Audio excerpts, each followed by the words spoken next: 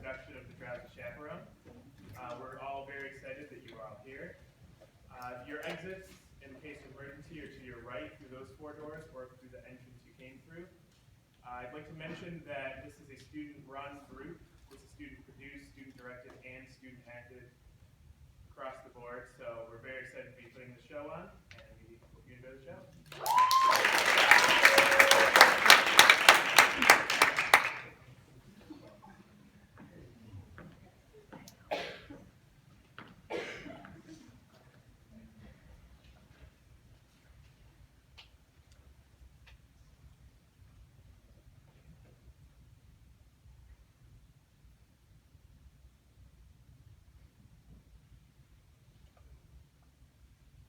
I hate theater. Well, it's so disappointing, isn't it?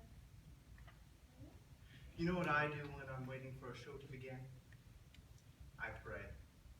Oh, dear God, please let it be a good show, and let it be short. Oh, Lord in heaven, please. 2 hours is fine. 3 hours is too much. And keep the actors out of the audience, God. I didn't pay good money to have the fourth wall come crashing down around my ears. I just want a story and a few good songs that will take me away. I just want to be entertained. I mean, isn't that the point? Amen. You know, there was a time when people sat in darkened theaters and they thought to themselves, what if George and Ira Gershwin got for us tonight? Or can Cole Porter pull it off again? Can you imagine? Now it's, please, Elton John, must we continue this charade? It used to be sitting there in the dark. You knew that when the show began, you would be taken away to another world. A world full of color and music and glamour. And you thought to yourself, my God, when are they going to bring the lights up? Hello.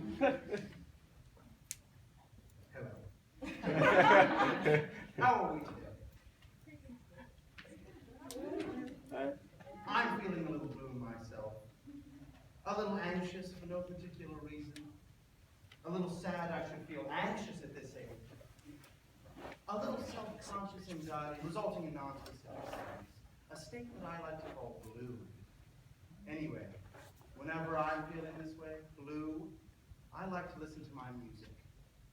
So I was going through my box of records this morning. Yes, records.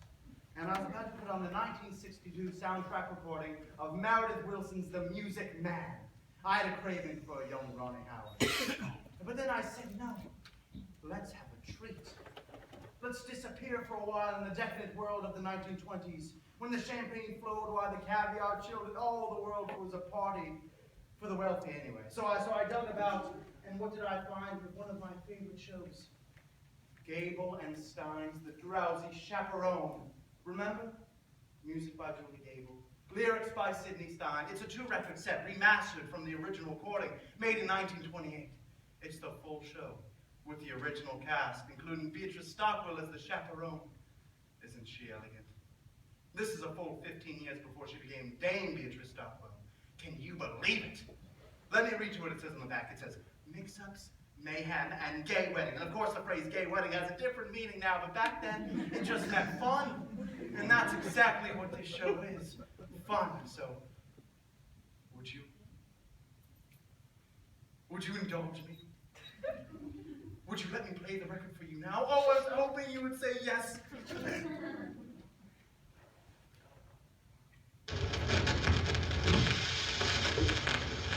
Hear that static? I love that sound. To me, it's the sound of a time machine starting up. Okay, now let's visualize. Imagine, if you will, you've just arrived at the doors of the Morosco Theater in New York. It's very cold. Remember when it used to be cold in November? Not anymore. Now it's August. It's global warming. We're all doomed. Anyway, you've just arrived, and a heavy gray sleet is falling from the sky. But you don't care because you're going to see a Broadway show. Listen!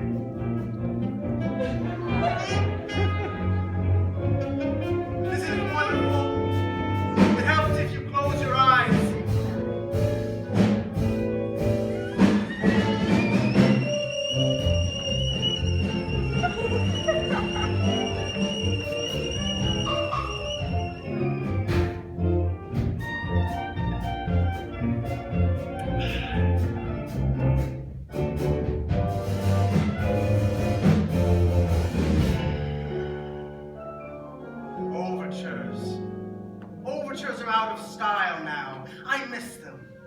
It's the show's way of welcoming you. Hello, welcome. The meal will be served shortly, but in the meantime, would you like an appetizer? That's what an overture is. A musical appetizer. A boo-boo platter of tunes, if you will.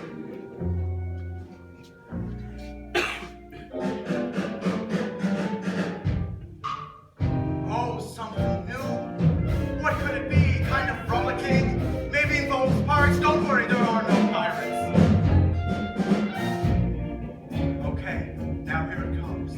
The moment when the music starts to build, and you know you're only seconds away from being transported. The curtain is going up. I can't wait!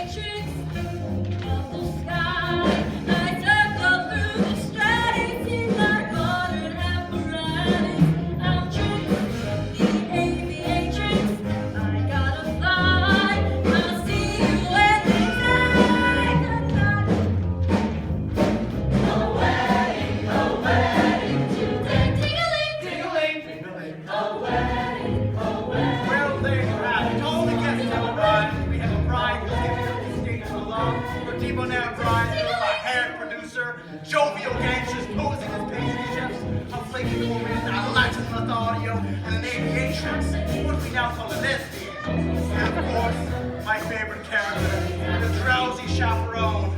What more do you need for an evening's entertainment?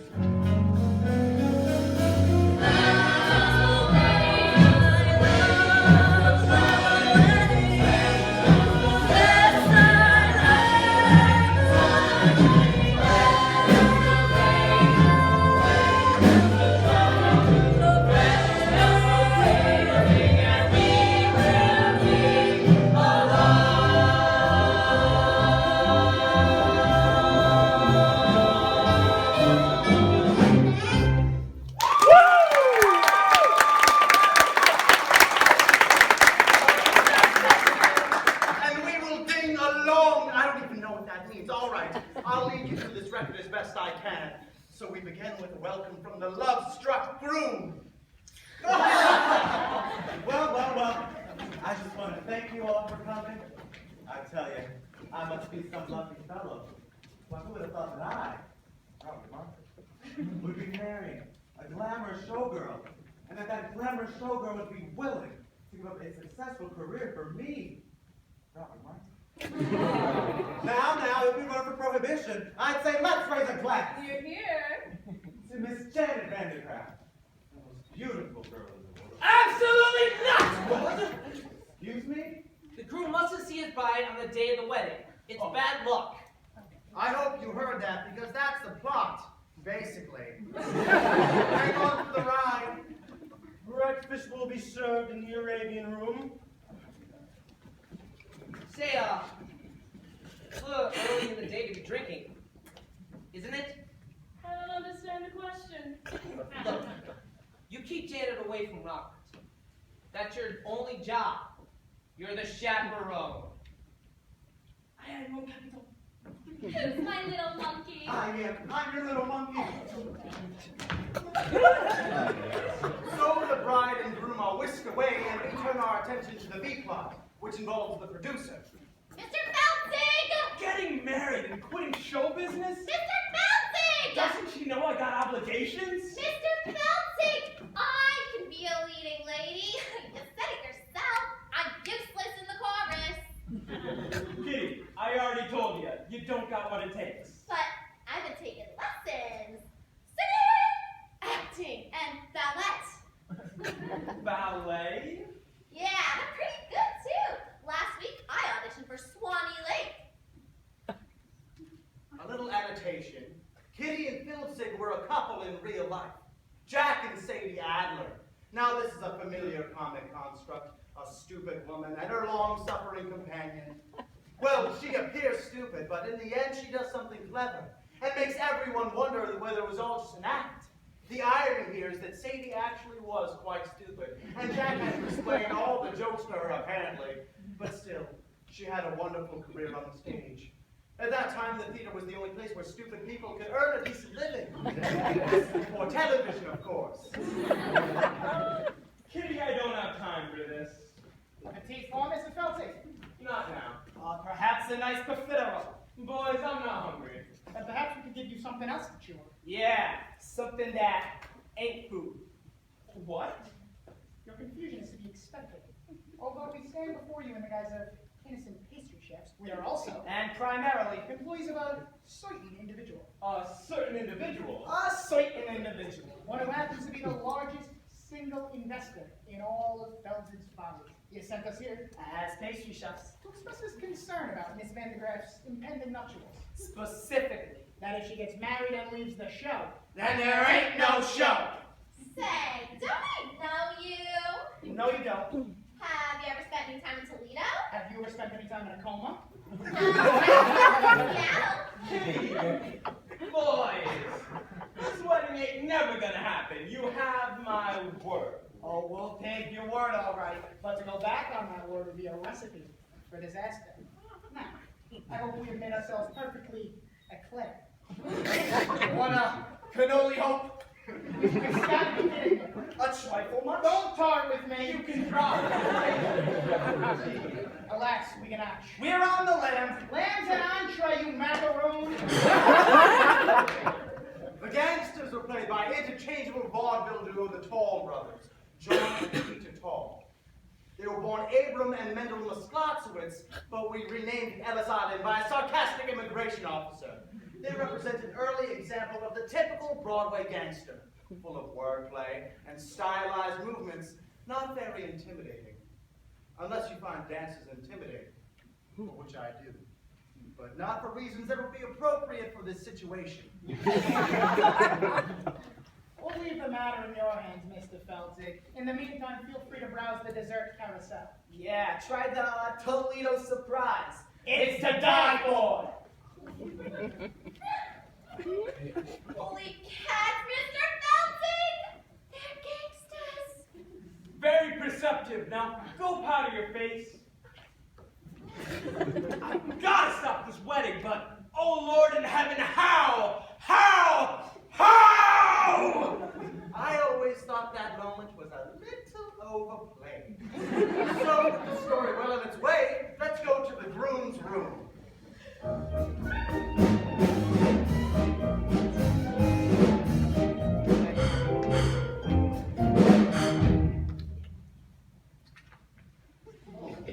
Hey there, handsome.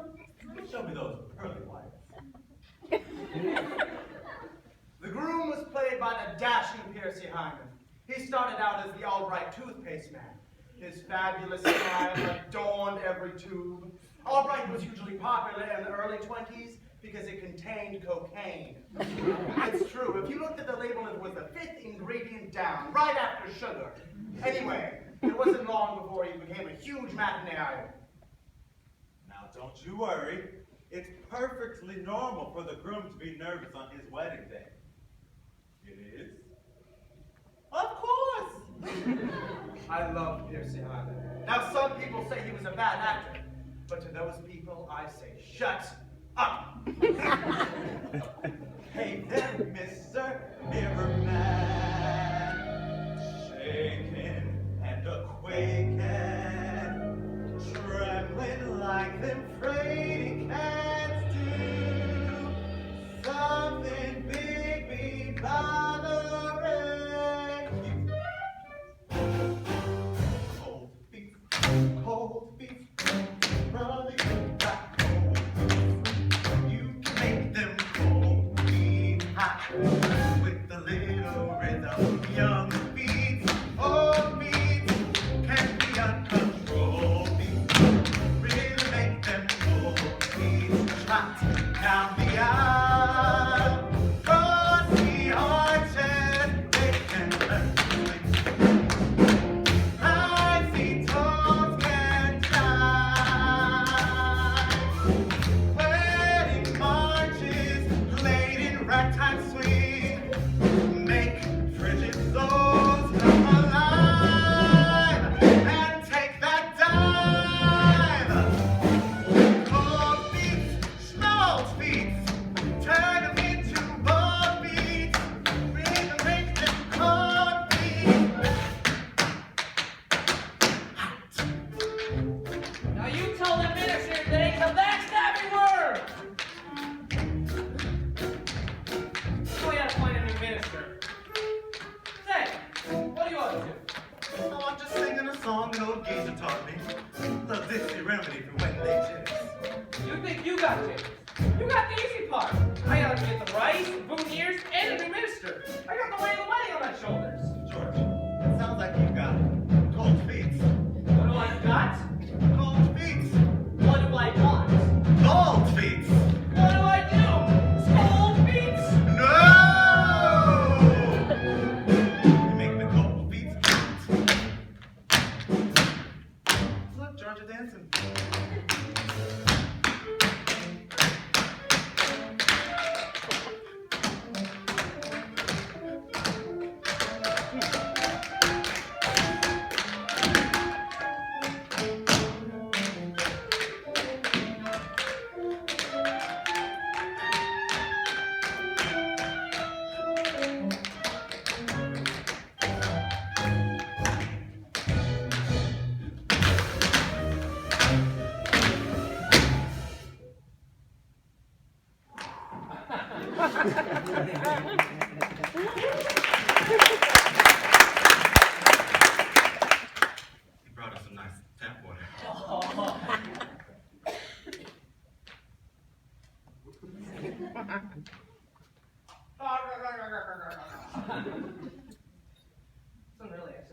tap water.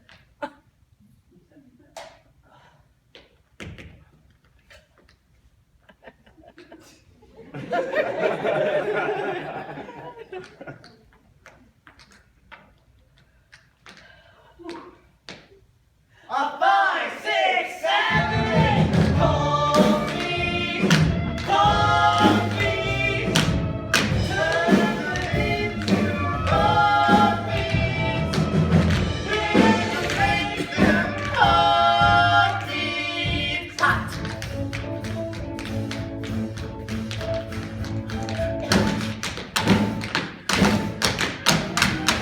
Make the coffee hot.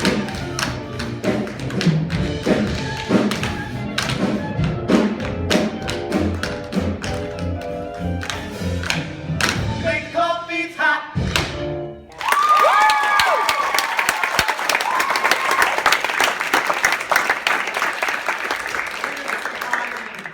Piercy Hyman was a wonderful performer. I like to think of him panting and sweating after a long dance number. He's still alive, you know. I saw him on the news recently celebrating his 100th birthday. To say that the passing years had taken their toll on him would be a grotesque understatement. They wheeled him out and he had that wide-eyed expression of pain and confusion that God reserves for the very, very, very old on their birthdays. You know, the one that says, "Who are you? And who am I? And why is this cake on fire?" You know what I'm talking about. Anyway. Alright, that's enough of that. Dancing around like a fool. I'm sorry, George. I was trying to calm my nerves. It is my wedding day. When it comes down to mingle, tap dancing is dangerous. What to do?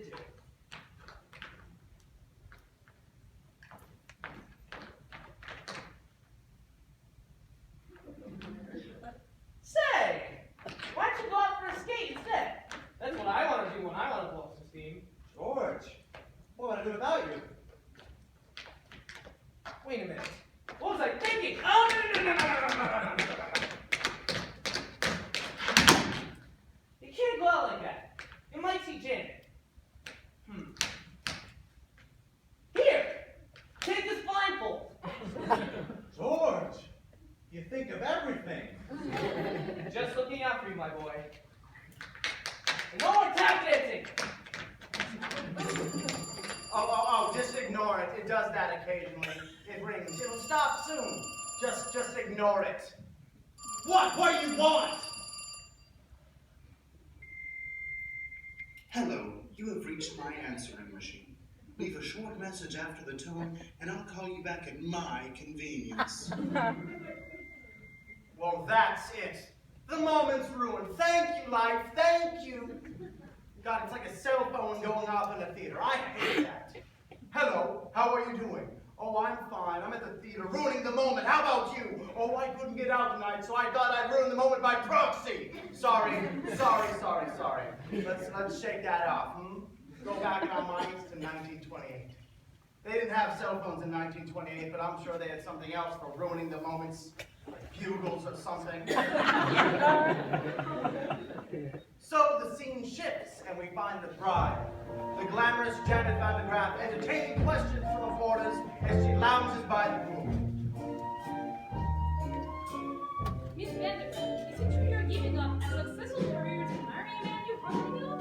Yes, Robert and I met on the Leotech of the Ile-de-France. He amused me with stories of his father's oil interests. We spooned briefly, and then he proposed. So you won't be returning to the stage?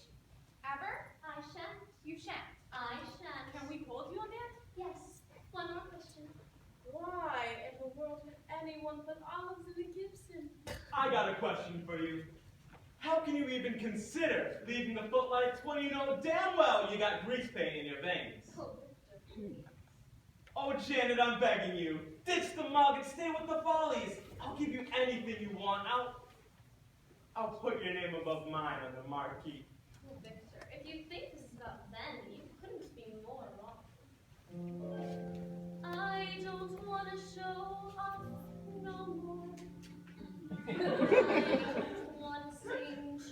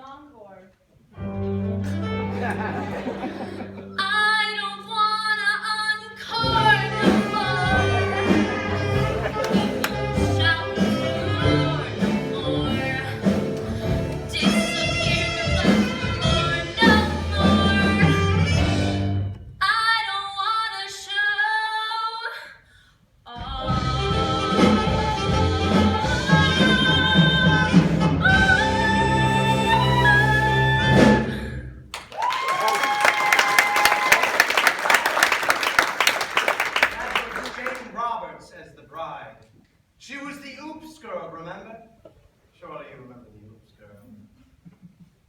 Don't you people read? She was billed as the girl whose sexual energy was so great that it caused men around her to have accidents, spill their drinks, drive their cars into trees, and then she would go, oops! Well, I'm not really doing it justice, but people ate it up. She made a whole series of films. Oops, The Oops Girl, Oops Girl Come Home, and Oops Girl at Sea, which won an Oscar for special effects, I believe.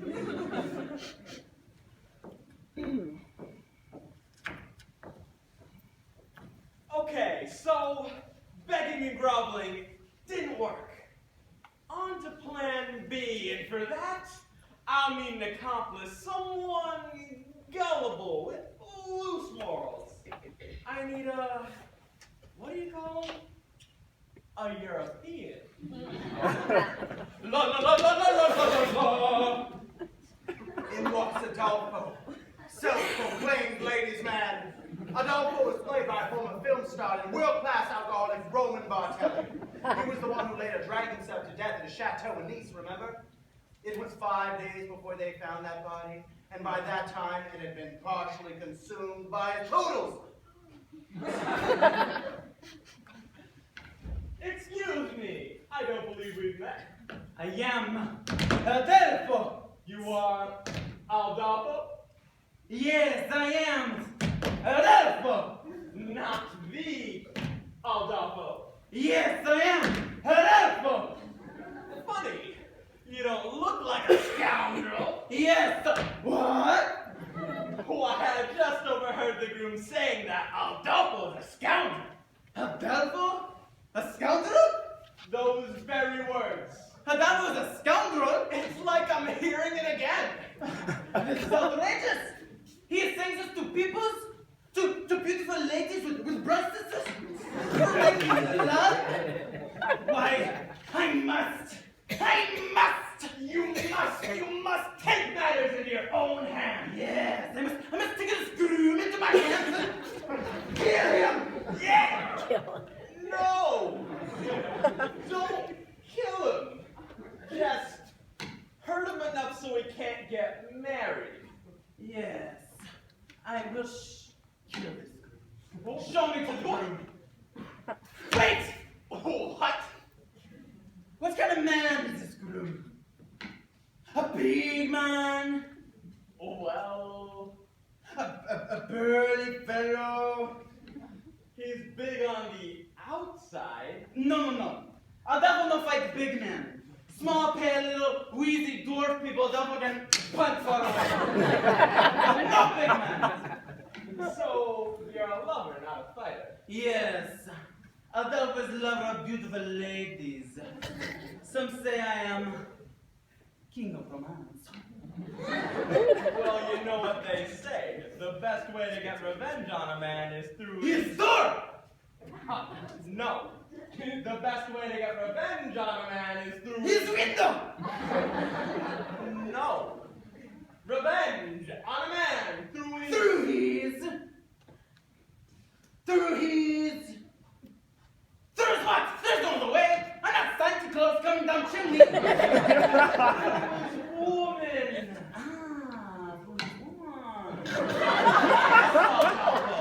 You must seduce his woman. His woman! His bride. Yes. Adolfo make love to this bride and show people Adolfo's no scoundrel! Show me to the bride! Wait! What? What kind of woman is this bride? A big woman? No. A burly woman? No, she's the cat's pajamas. Pajamas? She's a looker, an attractive woman. Show me to this cat in pajamas. Adolfo will make a purr.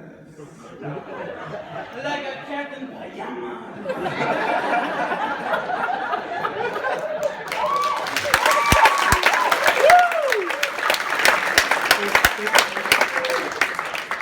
Roman Bartelli chewing the scenery. You certainly couldn't get away with a performance like that now, could you? Mature contemporary audiences are too sophisticated to enjoy broad racial stereotypes on the stage. So we banished them to Disney.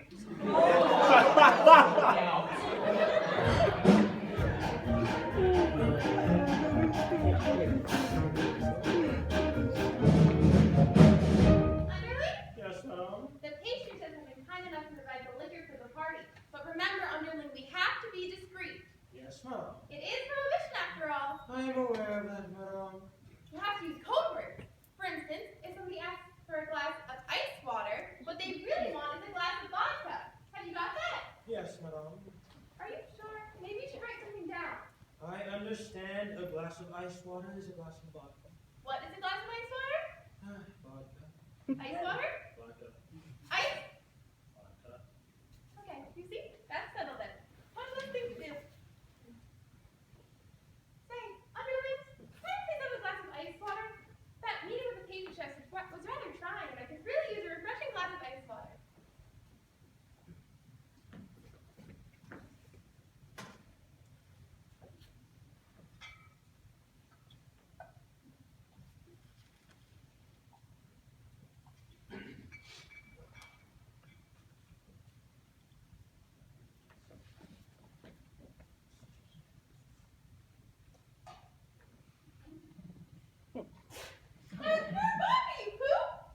I hate this scene. No, I really do need a glass of ice water. A glass of ice water, madam? Yes, ice water. Are you going deaf?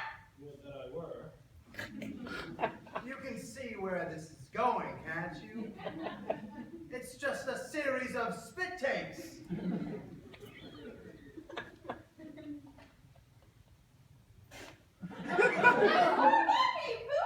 You know, in some ways, the Drowsy Chaperone was quite progressive.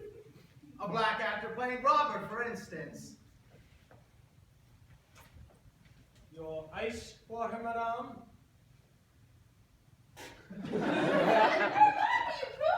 Other elements were stale in 1928.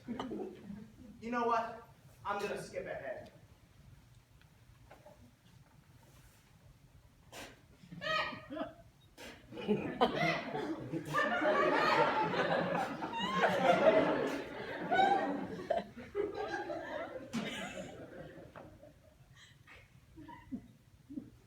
Where are you going? To find some lime juice, madam. Lime juice, for heaven's sakes, why? I'm going to wring out my eyebrows and make myself a gimlet!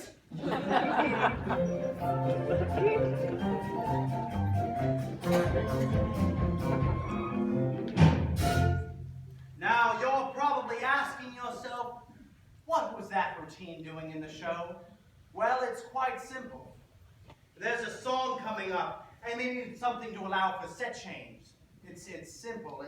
It's mechanics. It's like pornography. Let me explain what I meant by that.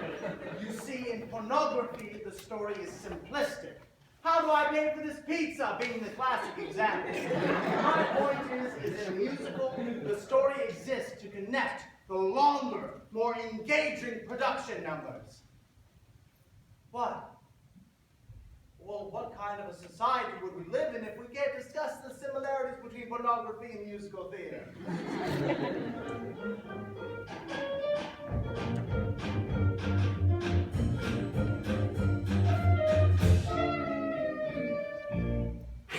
In a few hours, I'm going to be Mrs. Robert Martin. Oh, my head is spinning. Yes, life is a mad whirlwind.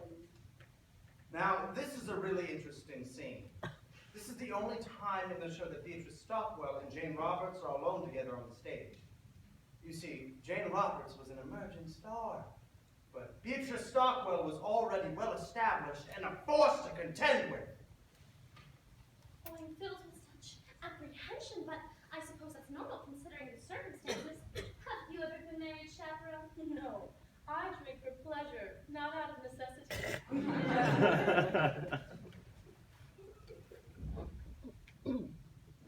Your ice water, madam? I'm afraid we're fresh out of olives. Have you ever been married, underling? Heavens, no, madam. I'm going to serve a woman I prefer to eat paid for my efforts. Oh, you two. I suppose you think it's crazy that I'm giving up such a successful career to marry a man I hardly know. But somehow, when I look into his eyes, his big monkey eyes, oh gee, I get all woozy. And that's love, isn't it? Not necessarily. The wooziness could be caused by any number of things, really. I mean, I'm woozy right now, and I'm certainly not in love. Beatrice Stockwell was famous for her rousing anthems. She entertained and inspired troops in every major world conflict, up to and including the Falklands War. Now, by that time, she was in her late 80s, and her anthems didn't do so much rouse as stupefy. But still, she demanded an anthem be put in every show she ever did, even if it wasn't appropriate. But you just couldn't say no to her. That's star power. Really, couldn't you at least allay my fears with a few choice of words of inspiration? Inspiration? Really? That's not my forte. Yes, but you just say a few things. Stumble along on life's funny journey. As we stumble along into the blue, we look here and we look there, seeking answers anywhere. Never sure of where to turn or what to do. So we rumble our way through life's crazy labyrinth. Oh, we left from right, no right from wrong, and the best that we can do is hope a bluebird will sing his song as we stumble along. Really, that was quite nice, Chaperone, but I don't see how it pertains to my situation. Let me explain. Oh, that's really not necessary. I think I was just looking for... This little world in which we live, it can bore you till there's nothing left to give. 7 overrated wonders, 7 underwhelming seas, 6 excruciating continents, Antarctica, oh please. Antarctica, oh, please. Still, you mustn't let it lick your planet, oh so bland. Keep your eyeball on the highball in your head. As we stumble along, cross life's crowded tracks, as we push and we shove, we live and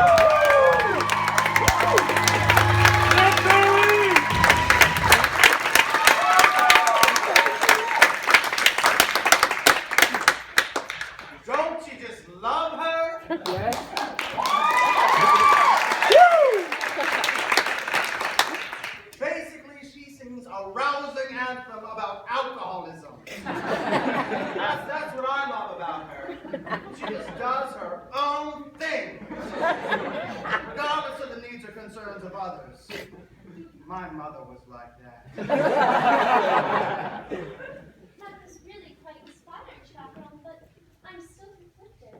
Oh, please, just tell me, is Robert the man for me? My dear, that is something you'll need to decide for yourself. But I just don't know if he loves me. Why don't you ask him? Why don't you say, Roger, do you love me? It's Robert, and I'm not supposed to see him. In fact, it's your job to keep me away from him. you're right, and I take the responsibility very seriously. However, I'm just feeling terribly drowsy from maybe not a little light. But whatever you do, don't go wandering through the garden seeking out your fiancé to ask him the one question upon which your future happiness depends. Oh, thank you, Chaperone. I just need to know if he loves me. Such a skinny little fool. Still, I envy her. When will love come crashing through my door? La la la la la la la. Who is this Adolfo coming to seduce the bride? I am Adelpho. Try not to think of the poodles while you're listening. I am Adelpho, and you are the bride. No, I'm not. What? This is bridal suite, and you're the only one here. Therefore, you must be bride. Interesting argument, but I'm afraid you're wrong. What? We not bride. Perhaps I could take a message. Very good. Dear Miss Vandergraff Bride, I must make love to you and transport you to place of ecstasy. Sooner is better. Signed, Adelpho, King of Romance. Sorry, my little ruse. You caught me. Oh, so you are the bride. Apparently, yes. Make me out all face. No, no, no. Not Adelphis, Adelpho. You must remember my name for when we're making love. You must say the right name or it'll spoil everything. How can I get you to remember my name?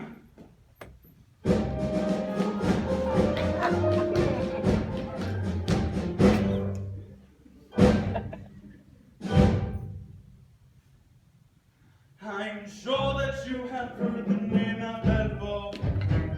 A ladies' man who wins the claim of Adelpho. Well, lovely miss, I am the same Adelpho. When I introduce myself, I am Adelpho. Nice speech, shall we? Not so fast, so just in case you didn't hear Adelpho, I'll try to make it very clear, Adelpho. The lovely ladies always hear Adelpho. When I repeat myself, I am Adelpho. I can sing it high, Adelpho. I can sing it low. I can sing it very fast, ever. I can sing it very slowly. I do now, but that would take hours. Now let us see if you can remember my name. I'll give it a shot. So who's the fellow that you see? And how should you refer to me? And to you I'll always be. Now sing it proudly. You are Now let me spell it out for you. For all you lovely ladies who didn't hear for some reason. Maybe you're hard of hearing or something. I don't know. It goes.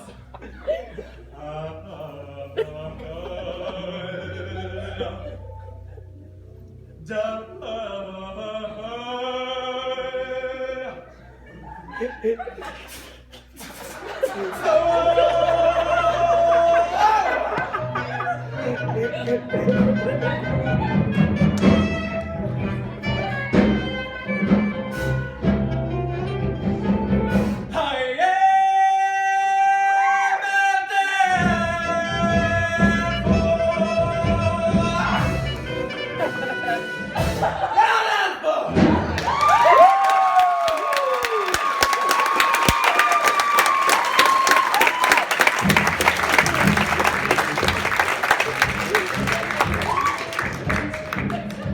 my mother's favorite number in the show. I think it was her secret fantasy to be swept off her feet by a Latin lover. A real Latin lover, not a buffoon. And that's what musical theater is all about, right? Romantic fantasy. Falling in love at the drop of a hat. Spontaneous tangoing. Suddenly finding yourself in an insanely romantic setting.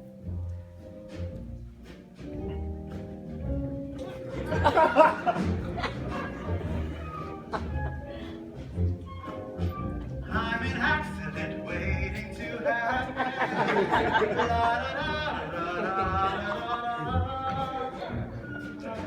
Robert, look out! Oh, don't worry, madam. It's my wedding day. I have to wear a blindfold. A blindfold? Say, who am I speaking to anyhow? Oh, it's me. I mean, Mimi. Mimi from France. This scene couldn't be more ridiculous. So you are marrying Jonathan de Graaf now? Oui, I hear she is very beautiful oui. and glamorous. Ah, oui, oui. And I hear she has a very broad range and excels in both comedic and dramatic roles. Say, I'm having trouble placing your accent. What part of France are you from? Oh, the middle part where they make the toast. You were telling me about your, how do you say it in English? Fiancé? That's right. Well, tell me, when was the moment you knew she was the one for you? Well, it's a funny story, actually. We were standing on the Lido deck of the Ile-de-France. Yes. I was amusing her with stories of my father's royal interests. And then what happened? And then I looked into her eyes, her big, glamorous eyes, and I felt all woozy. And then you fell. And then you fell? Yep, right on my keister. And I said, guess I don't have my sea legs yet. We haven't even left the dock. That's what she said. And that's when I knew that it must be love. And then you said, Then I said, there was a time I could settle down. Forbearance was one of my talents. But since you've been around, I can't hold my ground. I'm consistently losing my balance. I'm an accident waiting to happen. I'm a mishap about to ensue. I'm the toy on the stair, the three-legged chair, the hem that's been caught by a shoe. When my two lovesick arms started flapping, there was nothing my ankles could do. I'm an accident waiting to happen. So how may I happen to you?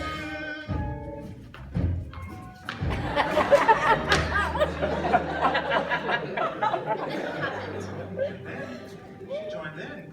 When men sing sweet and they fall at my feet, my heart doesn't beat any faster. But when you lose control, it touches my soul. So I'm bracing myself for disaster. You're an accident waiting to happen. That's right. A catastrophe destined to be. That's me. I'm the rat in the cellar. A broken umbrella, A branch hanging loose from a tree. I can see myself jumping in heaven for a man who lives dangerously. You're an accident waiting to happen, so hurry and happen to me. And that happened. Well, then we kissed. You're an accident waiting to happen, so hurry and happen to me.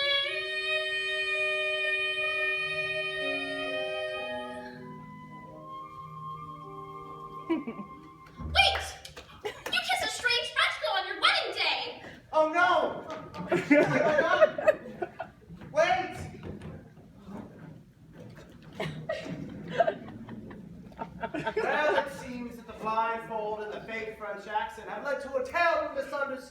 what a mess.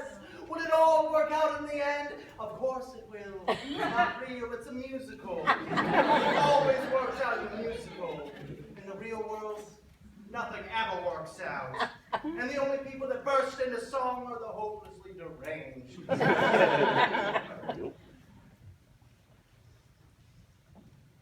Mr. Felzig! Where is that philandering foreigner? Mr. Felzig! How long can it take to seduce one bride?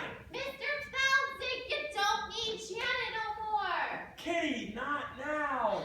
But I've been working on a mind-reading act. Presenting Kitty the Incomprehensible! Now, think of something. Oh, I'm thinking of something, all right. Wait, I think I'm getting it. Pick up some milk and a loaf of rye bread, and don't forget to shave your legs. You're reading your own mind, you idiot. Ah, that's my day. It was so easy. Mr. Felton, It would seem to be the wedding's going according to schedule. now it's time you receive your just desserts. What do you think, partner? Should we whip up something special for Mr. Felton over here? Yeah, how about, Toledo surprise? An inspired choice. A Toledo surprise. I never heard of that. No, you haven't. Those people who have heard of it are generally never heard from again.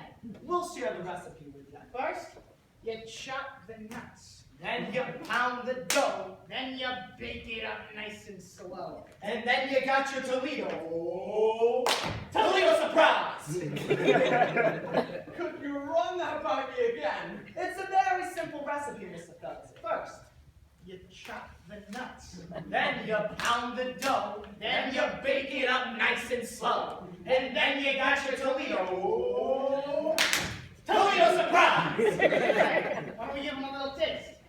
All right. Hold it! What style, what grace! Open your fist. Now shake it. Now give me that recipe one more time. Da da da da da da. Go! Chop the nuts, pound the dough, bake it up nice and slow. Then you got a Toledo, Toledo surprise. Now sell it! Pick the peach, peel the skin, mush it up, throw it in. It's a tasty Toledo, Toledo surprise. First you feed it up, then you sweet it up. When you heat it up, if it tries to rise, don't let it, it's a snap. Try it, folks, whip your whites, split your yolks, and you got a Splendido. Toledo surprise! You boys are natural. Honest? Keep it up. I'll go work on the contract. Hey! A 5, 6, 7, 8. Mr. Felton! Oh, what's going on here? Kitty, I'm developing a new act. Toledo surprise! You mean you're putting the gangsters in the show and you won't let me in? They're not even in the show yet! Kitty, you don't understand. The new act, it's for you, and these boys are your backup dancers. Backup dancers? Holy cat! My cat has Toledo ties to my Toledo. My cat has Toledo. Sugary yum yum.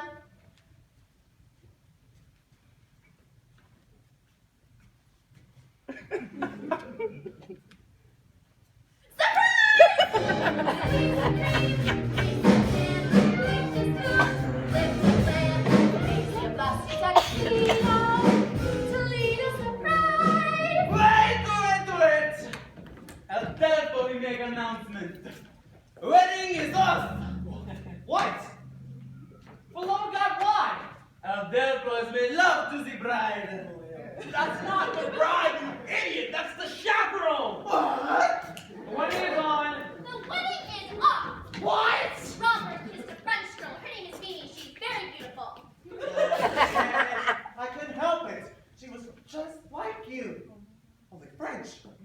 Honestly, mother of pearl! Yes, madame? What's all the commotion about? The wedding, madame. Oh, is there going to be a wedding? Not anymore. tragedy. Clear the floor, boys. I'll show you how it's done. First you heat it up, then you sweet it up. When you beat it up, if it starts to rise, don't let it. Hey, don't help.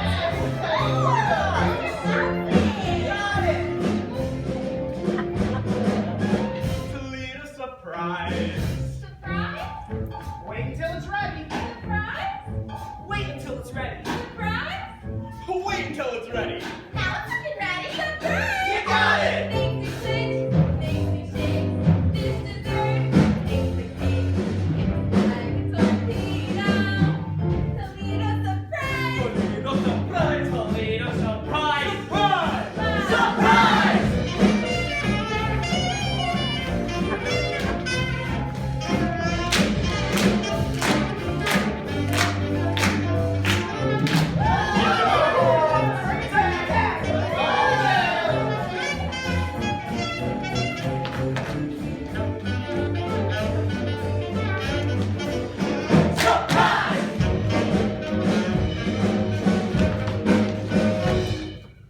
Surprise!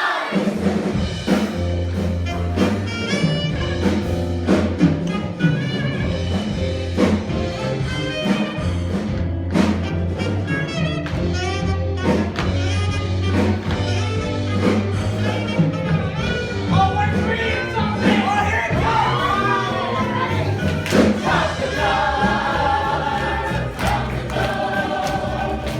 Make it up!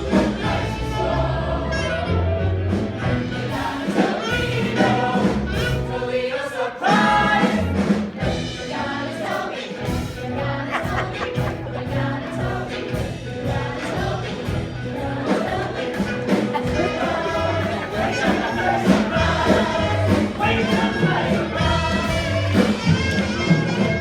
Tasty Toledo surprise!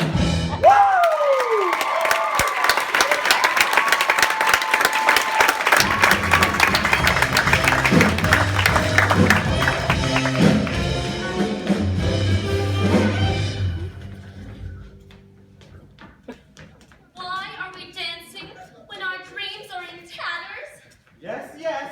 But the tune, it's so infectious. Oh, Robert, this is the saddest day of my life.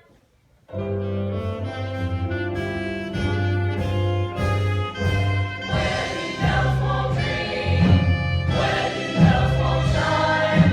They will never celebrate their happy wedding time.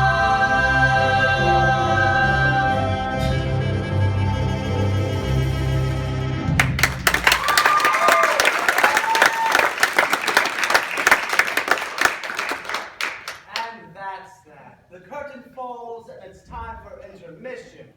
At least it would be if we were sitting in the Morosco Theater watching the Drowsy Chaperone, which of course we are not. I don't like intermissions. They ruin the magic, you know? They yank you back into reality. One moment you're lost in a glamorous world of music and romance, and then suddenly, bang!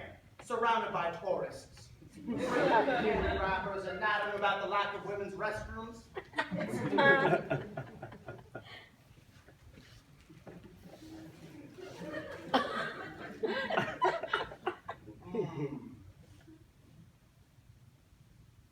Oh, it's a power bar. I have a bit of a blood sugar issue. I eat small meals all day long or I get jittery. I know it's rude, but you wouldn't like the alternative. Believe you me. Believe you me. I remember my wedding day. I didn't eat breakfast and the ceremony wasn't until 4 in the afternoon. I do. Were you surprised that I was married? Well, there you are. You shouldn't go making assumptions about people, should you? I'm a very, very complicated person.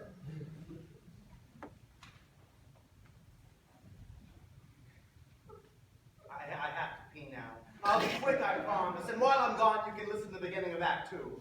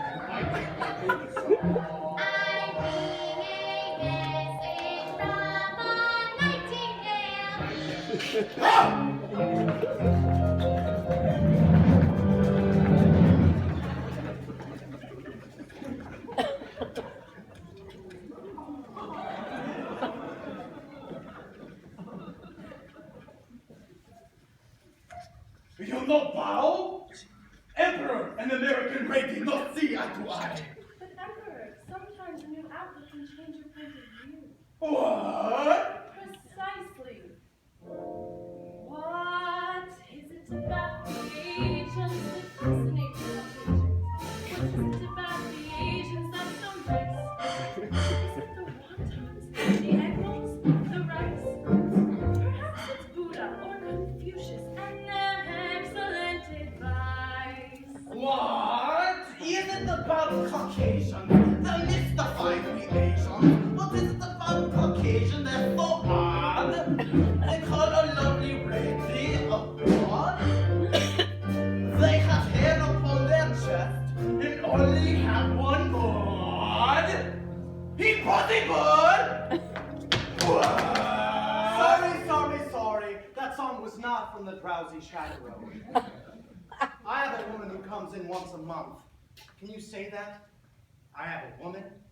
Anyway, she cleans the things I absolutely refuse to clean, and she's very, very good. Although she has an annoying habit of putting my records away, and in the wrong sleeves.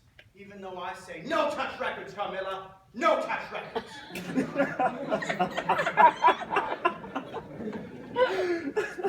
I suppose if I spoke to her in complete sentences, she'd stop touching my records. Anyway, that song started the Act 2 of another Gable and Stein show called The Enchanted Nightingale, a degrading piece of chinois about a Chinese emperor who was told by a magic bird to marry his American elocutionist instead of his betrothed, and he ends up building the Great Wall of China. A slap in the face to 4,000 years of Chinese history, but it had some wonderful tunes. That was Beatrice Stockwell as American Lady. Did you recognize Roman Bartelli as the emperor? Yes. He was a man of 1,000 accents, all of them insulting. Act 2 of the Drowsy Chaperone begins with this. A haunting lament from a very depressed bride. She sings it standing on her balcony, bathed in a pale blue light of a sympathetic moon, which is ridiculous because it's the middle of the day. Now, while you're listening to this, try to ignore the lyrics. I know it'll be difficult, but block them out. They're not the best, but the tune is beautiful, and it truly communicates the bride's state of mind. Just ignore the lyrics. I put a monkey on a pedestal. Try to make that monkey stay. And he did for a time, but he needed to climb. And with other monkeys play far away. He left his jacket on that pedestal beside his tiny rusty cup. And I haven't got the strength to pick them up. Oh, monkey, monkey, monkey, you broke my heart in two. But I'll always save that pedestal for you. I'm going to pour myself a brandy. My little monkey, come, my little monkey do. The melody is so simple, it just floats in the air. And I must confess, I always get a bit misty when I think of that tiny jacket on the pedestal, its long sleeves dangling on the ground.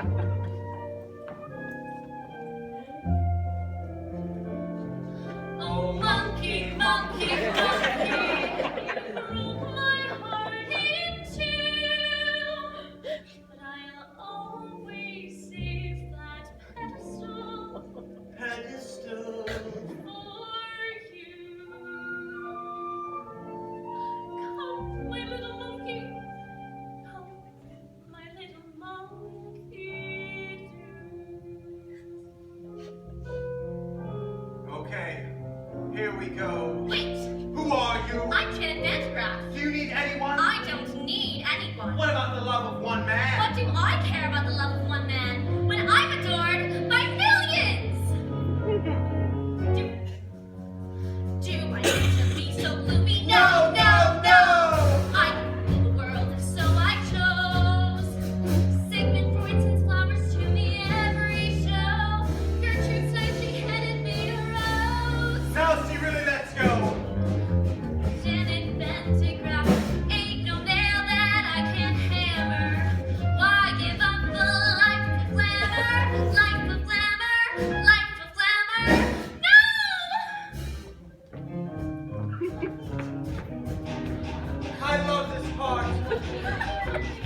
She's having a complete mental breakdown. I'm an accident waiting to happen. Show off no more. I don't want to spread word no more. Be the greatest on earth no more. I don't wanna, I wanna, I don't wanna, I wanna, I don't, I do, I don't, I do. I don't wanna show up.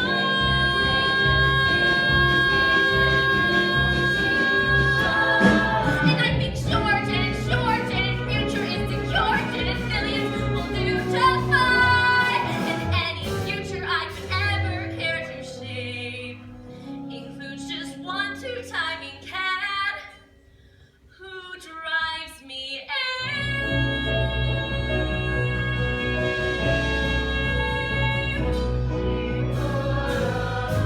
Robert, life is a hapless fool. I know now that I love you. I've thrown it all away. Is love enough?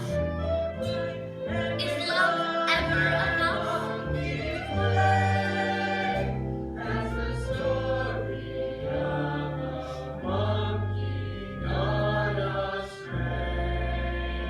I ask the stars above.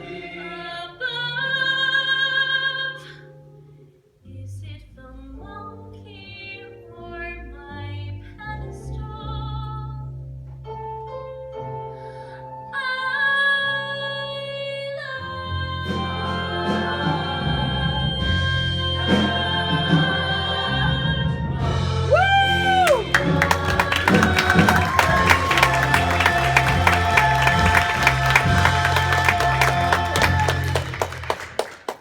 Don't you just love that number? It's got a little bit of everything. A little Bubsy Berkeley, a little Jane Goodall. That's what I love about musical theater. When a character's in crisis, they sing and they dance, which is so much more interesting than just whining about it. But that is also the glory of musical theater. When things happen like this, they just stay in motion and they just keep on fighting.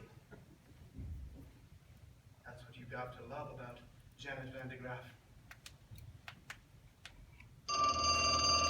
Oh, you see? This is what I'm talking about. You manage to be happy for 5 seconds, and then something starts ringing.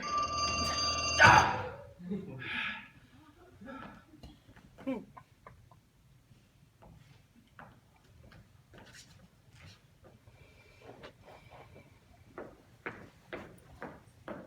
What a beautiful day for a wedding. Shall I have the pews removed now or in the morning? I'm going to stop here because I don't want to be interrupted by another ringing telephone. Here we have 2 vaudeville performers who have slipped through the crack of time. They are Noel Fitzpatrick and Ukulele Lil. I don't know anything about them. I suppose Ukulele Lil played the ukulele, although she doesn't in this show. I actually did more research on her. I went through all my books. I even tried the internet. But all my searches ended in Tiny Tim's autopsy photographs. Either way, they're both charming. Why would you have the pews removed? Bride is called off for the wedding. Oh, Underling, never listen to a bride on her wedding day. Love is a very complex emotion, Underling. Yes, madame. Why, you can be very close to somebody 1 second, and the next, you just want to strangle them. Yes, You understand? I understand the urge to strangle. See? That's just the nature of love. Love makes lovers worry. Love makes lovers fret. But here's a fact on which we can depend. Just like long ago when Romeo loved Juliet, love is always lovely in the end. But Romeo and Juliet was a tragedy, no? Oh, I never read the reviews. Love can start a quarrel. Love can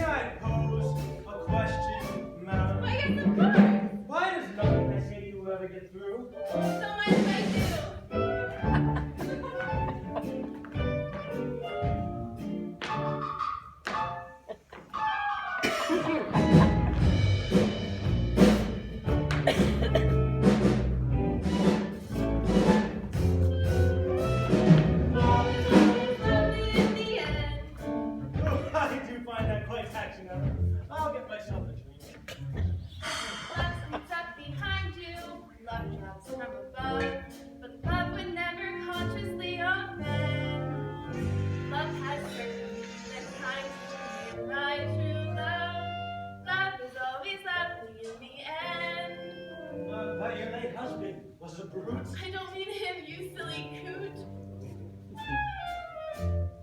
Love is always lovely. Lovely, lovely, lovely. Love is always lovely in the end. Love is always lovely in the end.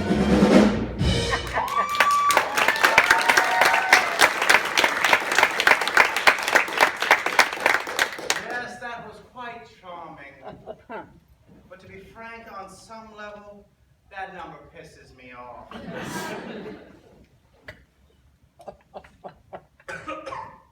Now, yes, I have been drinking, but I'm going to go out on a limb here and say that love is not always lovely in the end. Often in the end, there are lawyers, and another thing. And another thing. Surely someone was aware of the awkward sexual connotation of that title. Love is always lovely. In the end, is it just me? I guess what I'm trying to say is that number is naive. And irresponsibly so. So sorry. I guess it just had to be said for the benefit of the young people. I won't interrupt anymore. Oh, there's a moment coming up that I've become absolutely obsessed with. Oh, Chaperone, there you are. I'm in a terrible state. Oh, you certainly are. You can't go to the wedding with me like that. Haven't you heard? The wedding is off. Not your wedding, mine. Oh, that reminds me, babe, borrow your veil.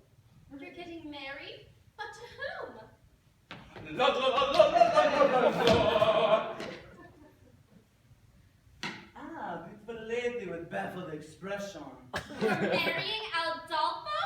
I know it's surprising. When I look into his big, dreamy eyes, I get all drowsy. And that's love, isn't it? Yes, dear, that is love. Help me. Oh, there you are. All right, I'm gonna put all my cards on the table. I got a weak heart and I can't take the pressure! If this goes on any longer, the old tigger's just gonna give out. So please, tell me, is there going to be a wedding or not? Yes. Thank the good Lord in heaven! Aldolfo and the chaperone are getting married. What? There you are! I have wonderful news. There's going to be a wedding. Yes, we just heard.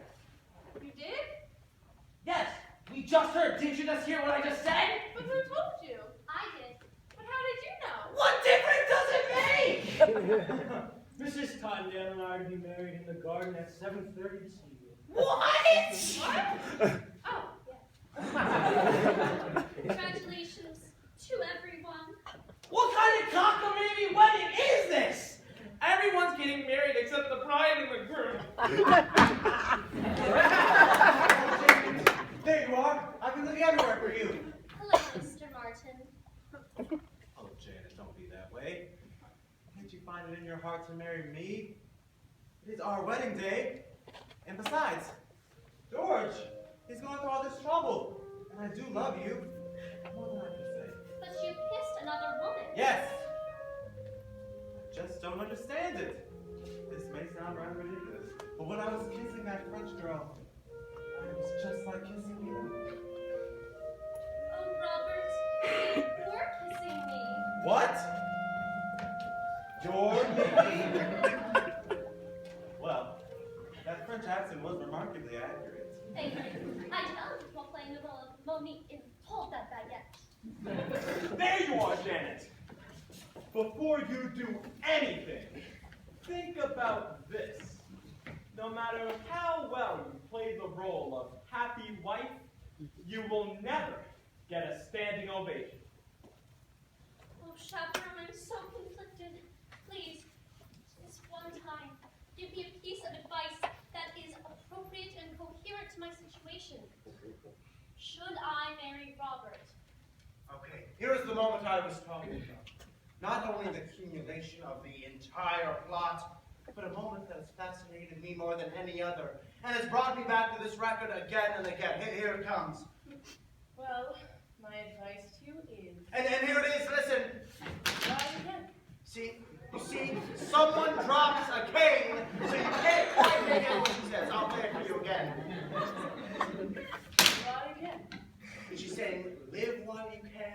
or leave while you can.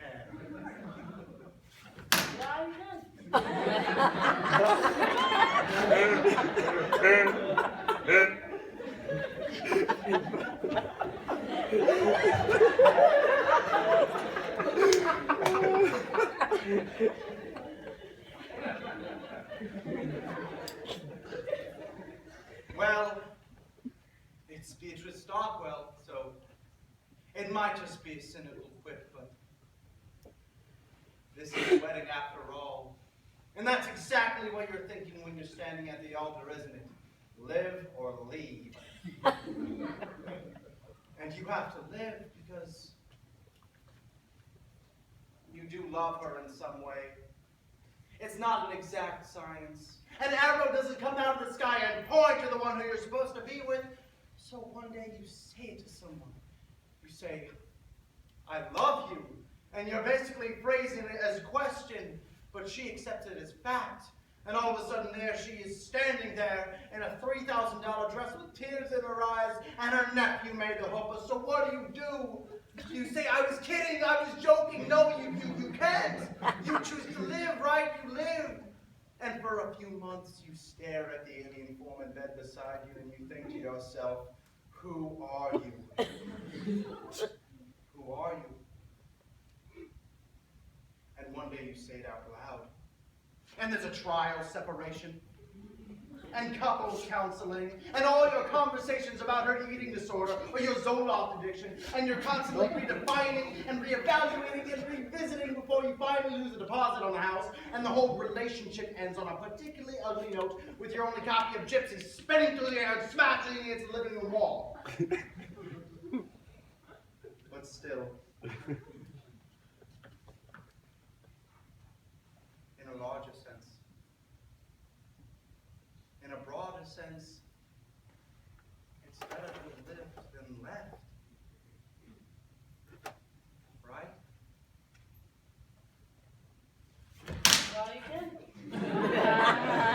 You have no idea how many times I've listened to that. Oh, thank you, Chaperone. Robert, my answer to you is yes. I will marry you. Oh, wonderful! Wonderful! Well, Mr. Felton, looks like this wedding is a done deal. Now you're in a truffle. And there's muffin you can do about it. Wait, but there is. I have a new leading lady. Presenting Kitty, the Incredible. All right, now's your chance. You know what to do. Read my mind. My mind.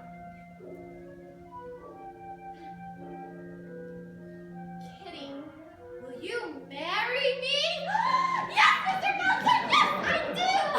Isn't she amazing? Oh, what are we standing around for? You girls go get your frillies on, and we'll all get married in one big clump. Well, that's how they do it in Utah.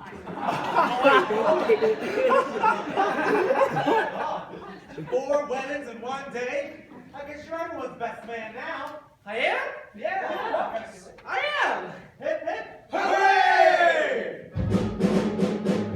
He's George, that's George, the best man, George. I'm honored to be doing what a best man ought. He's basking in the glory of a fight well fought. Wedding bells will ring, wedding bells will chime, wedding bells will celebrate a happy wedding time.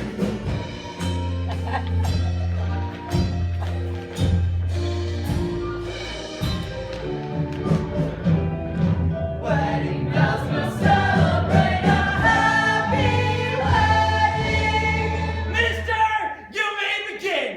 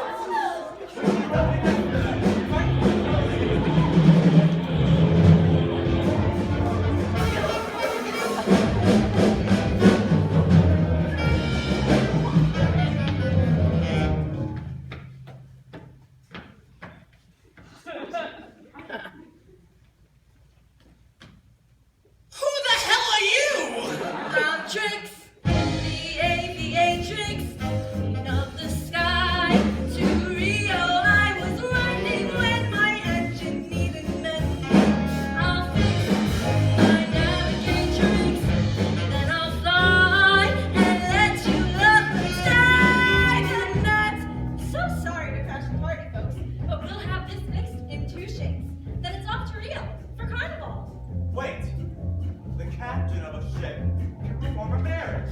Yes! And the pilots will do ship captain. Yes! He and an airplane is sort of sheep. A sheep of air. Some people call it an airship. Oh, shit! Yes! Wait, I got it! Trix, you can marry us on the plane, and we'll have a honeymoon in Rio! A bride and groom in a chapel may bring a tear to the eye, but what a thrill when lovers share like you in the sky. When vows are setting on the bees and daffodils sigh, but trust we trust when sweethearts gush. I do like you in the sky. Do you? We do. Do you? We do! Do you? We do. Do you? We do. A bride and groom in a chapel may bring a tear to the eye. With rainbows bending before us and clouds meandering by, one can't restrain that sweet refrain. I do in the sky.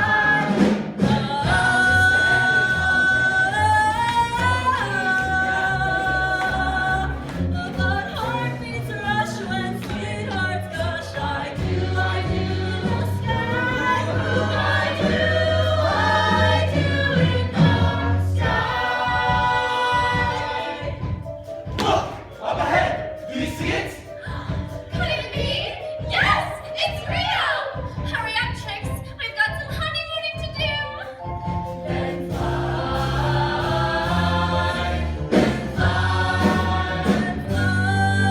it's such a thrill when lovers in the sky, and clouds meandering by. That sweet refrain, I do,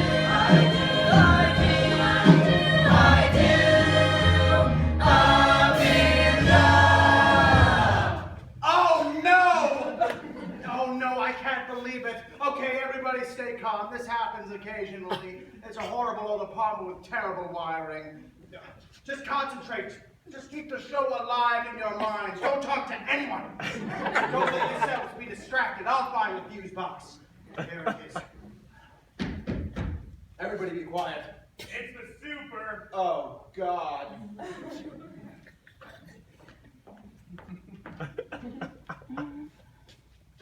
Hi, Hello. your lights are out. Yes? Yeah, we had to shut the power off because we're replacing the breaker panels in the basement. Yes. So we replaced it, but when we shut the power off, all the breakers in the apartment's tripped. Yes? That's what happens. It's normal. Yes? So I gotta reset your breakers. Now? It'll only take a second. All right. You see, I tried calling you earlier, but I didn't get an answer. Oh, I've been having a problem with my phone. Good.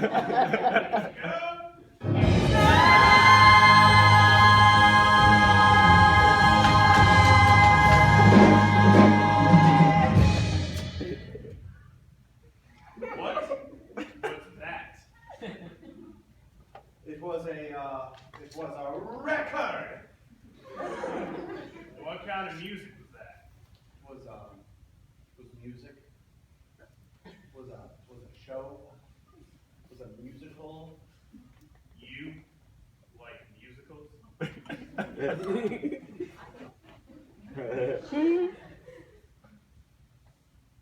No. I love musicals. Me and the wife go all the time. You should see what they can do on stage nowadays. Did you see Miss Saigon? They landed a helicopter on stage in that one. Yeah, I've pretty much seen them all. You know, Cats, Les Mis, Saturday Night Fever. I like the movies better. Really rapid fire. Well, that's it. The moment's ruined. 1 note away from the end of the show, and the mood is broken. I should just start the record again from the beginning. No, I can't do that. Can I? Oh, it's just so frustrating. You have to understand. I love it so much. And I've never even seen it. My mother gave me the record. It was just before my father left us. Oh, he didn't leave because of the record, although I'm sure it didn't help matters. Look, I know the show is good. The spit-take scene is lame, and the monkey motif is labored. But none of that matters. It does what a musical is supposed to do. It takes you to another world. It gives you a little tune to carry within your head, you know? A little something to help you escape the dreary horrors of the real world. A little something for when you're feeling blue. You know? As we stumbled along on life's funny journey, as we stumble along into the blue, we look here and we look there, seeking answers anywhere, never sure of where to turn or what time it has to wait to happen. We fumble our way